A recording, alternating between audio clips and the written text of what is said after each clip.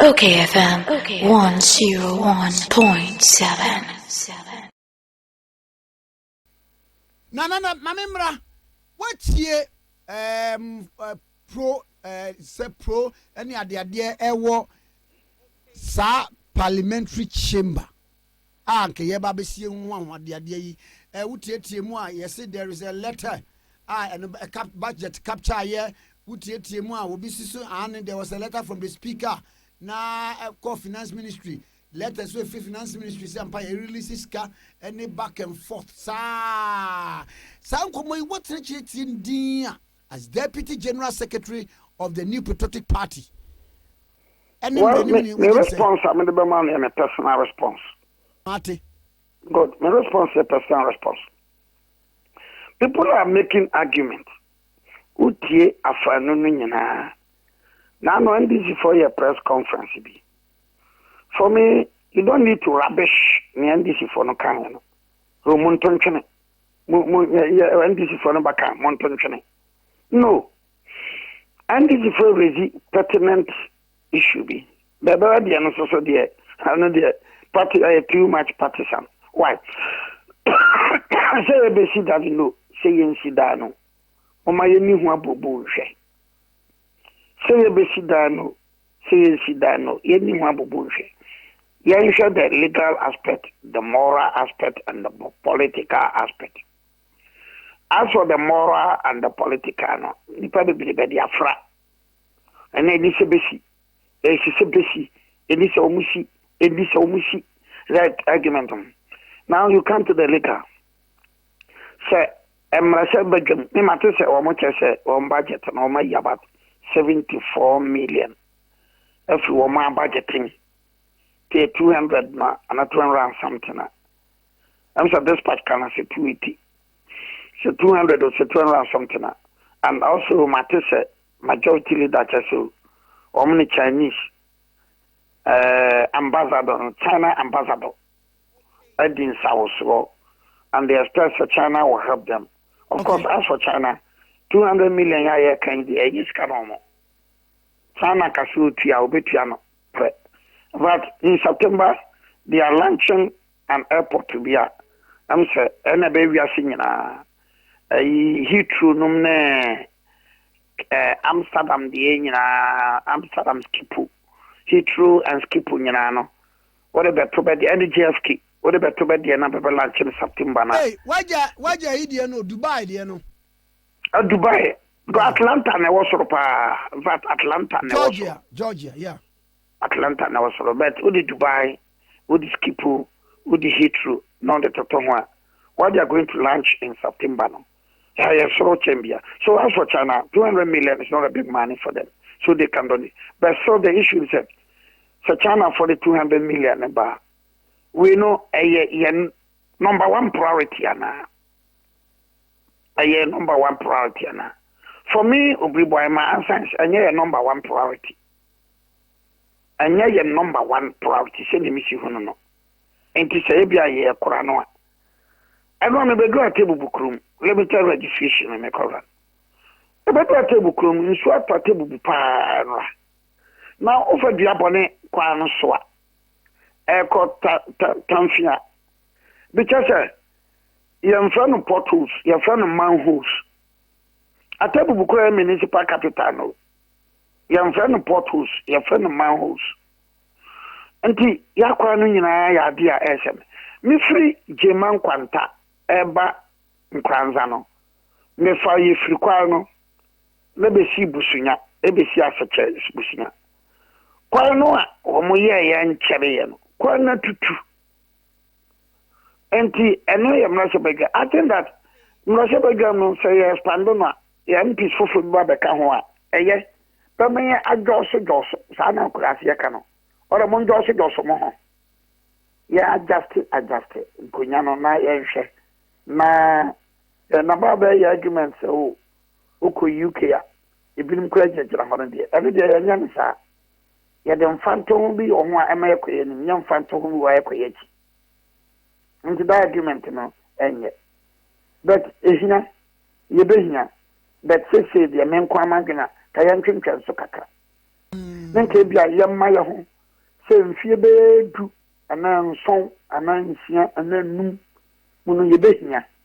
nti ye mfrase asisi so saa na mrase bedwafo no kan ya kaminyi ni se ebe woyo sa o wo mo time na so no na me give say na enye because look NDC the compromise NPP the compromise wo mo be Ghana card use the obey registration 2020 the real population because so as of now not touching south touching krum limited registration but by register 10,000 limited no 10,000 amount for register pa young farmers at 10,000 be no double registration young farmers at 10,000 2,000 cry challenge you woman until woman challenge you woman double registration you 2 you could 8 and therefore it stands to reason say Tachiman base here another constituency because Tachima already look at about 105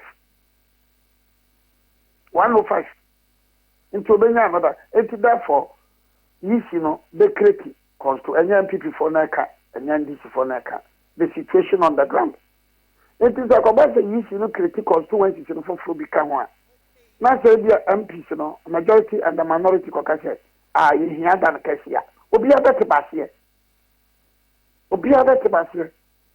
and then no abeka but say me say ko na kwama time no and na akwakoye you know am say me my candid opinion I'm not speaking for the MPP I'm not speaking for the NDC ubi sama in my candid opinion now but let's look at the legal argument. There's a case of J.H. Mensa versus I think electoral commissioner Attorney General Uche Champo 1997 Supreme Court of Ghana. That was about the 7th December 1992. Now, President Rawlings, Obobo, the parliament president, Uche Champo was then the majority leader. There was some born majority leader.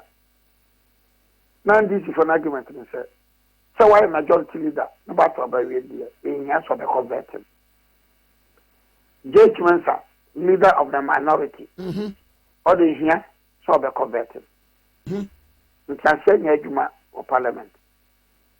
The MP, the J.H. Mensa group took the matter to court. Supreme Court can say, Parliament or Yajuma, not of American Swaye, not in Ghana Constitution, number Bia. Then I said the executive and the judiciary no ebe control tieni yo me too pa so ye na djuma na on tia Ghana constitution no ba bia na oye na tin na oye in course of na djuma as parliamentar then said the executive and the legislature and the judiciary no ebe question one.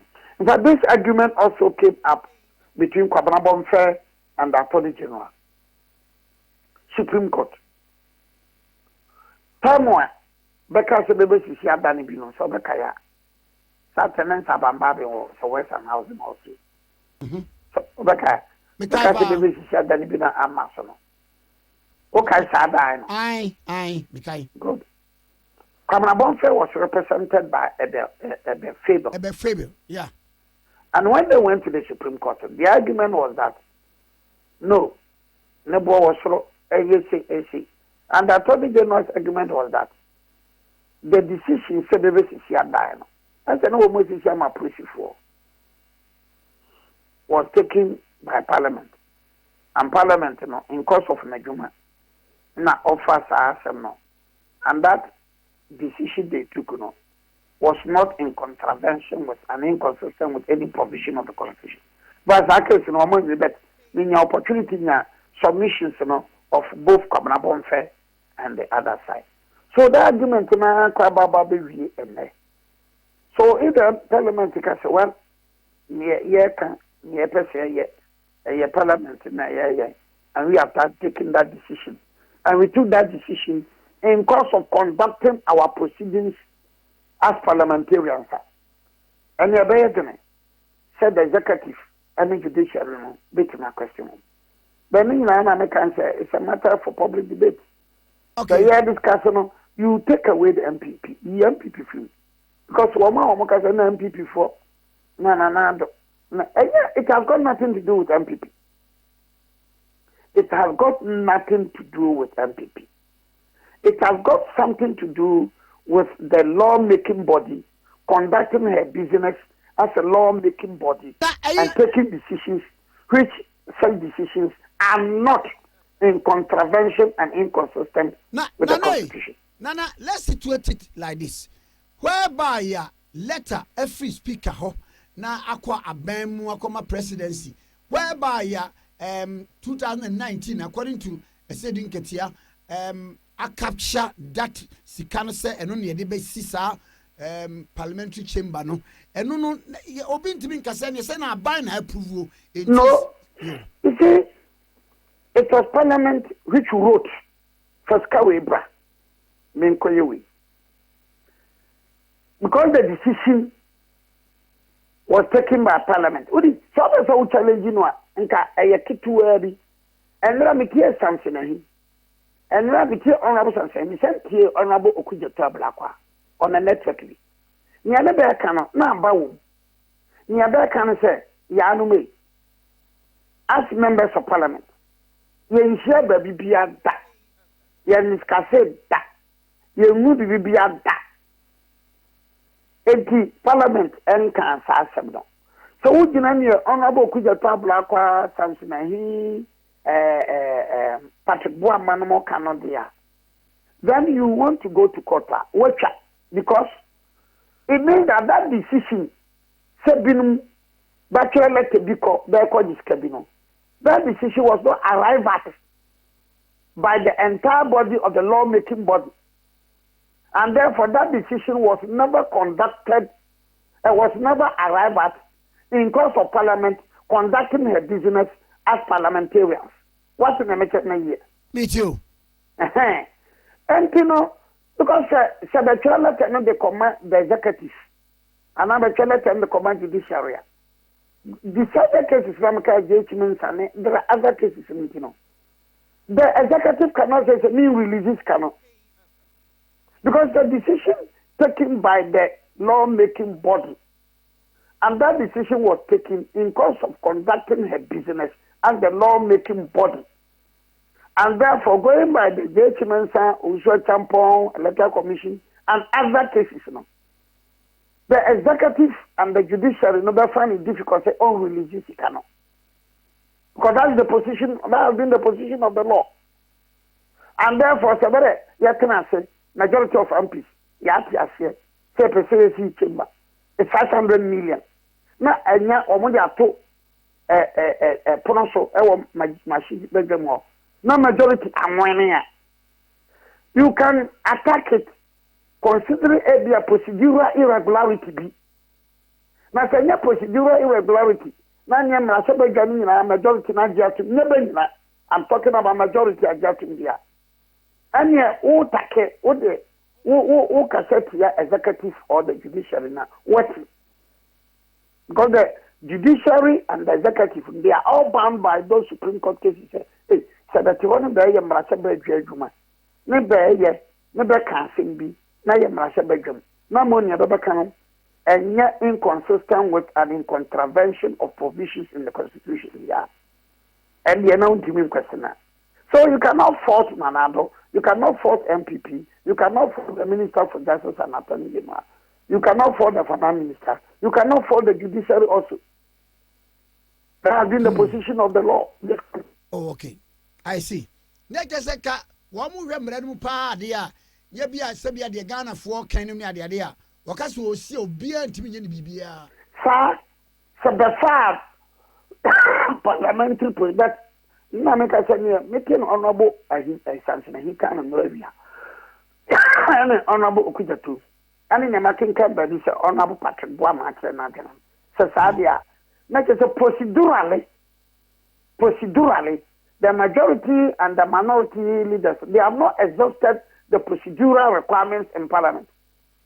And therefore, the decision by the two of them, no, and irregular. but it's a null and void. And therefore, because it is null and void, executive needs kind of mother because they didn't adhere to proper procedural requirements. What tackle the horse I be? Now, so one tackle the horse, I don't go for becoming a tackle the horse. One tackle the horse. Now, go so yeah. This is a making no buetene. You're making time and now that I'm making political and moral arguments. I am not making legal arguments. I am making political and legal and moral arguments. I am not making, but I mean what you say, you know, and the legal argument. And you know, then Banfanto Ponso, I'm a woman in discuss I'm a woman in Yantu. Now, procedurally, no, and you're very wrong on it. You will talk a bit my coach challenge you court. Nana Madasa no pay. You see, I got more table, not was Mate, Yamino, why? I tell you, for the answer. It's very, very important. Mate, Yatipa, Nana. I don't think you are tomatoes in Mako. Nay, this is what I'm on. August, September, you call a crusade. It is a chat. You should catch the power. You chat them, you can get about 2,000 farmers depending upon that dam. Year round. Baby, I'm a cool baby, and your brother, baby, Jenny. Don't confirm free Bokina. Now, my city now was an estimate. That's it. That's what I say. Okay, 1.7 is any lawyer, Obribwahi, and I attend in Canon. Okay, FM 101.7.